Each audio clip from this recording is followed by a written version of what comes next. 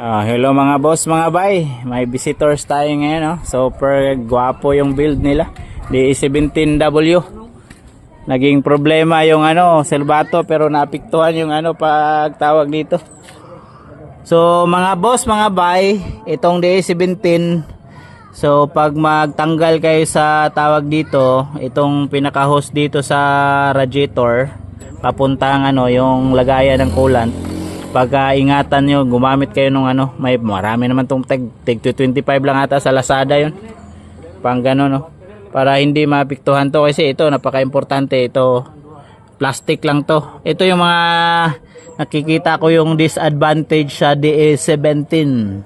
Kasi sa 64W at saka 64B, tawag dito, stainless to stainless. Ito plastic lang, so ito pag napiktuhan to, tingnan to, dinib ko na to. Pero pag nominate tong makina, ang return ng tubig niya, so ito baka tatagas to.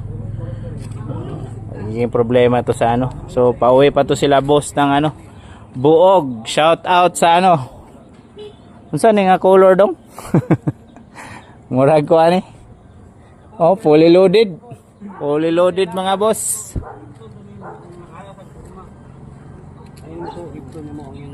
Shout out kina boss, mayari nito. Ha? Ground ng ribbon. Kasi kaputol? Putulin. Ha? Giputol? Putol ka. Sige lang sarbato. Dikit naman Ako kuon po to. Murag ato yo to sarbato.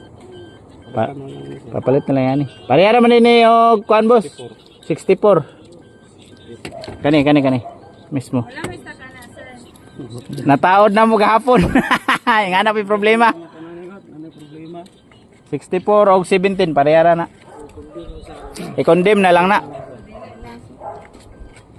Pag itaod mangunin mo na sige sa bato. Stress kaya. Kanina lang ayo dong para makakuan sila dong. I-sure ni. Kaya para makauli sila. Kaya ito mga boss kasi ito yung pinaka-importante. Yung sa radiator.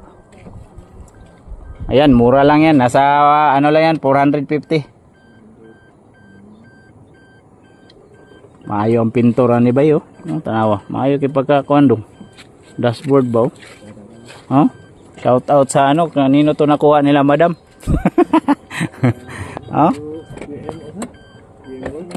Sa ma'am? Sa Davao? Sa Agusan? Agusan.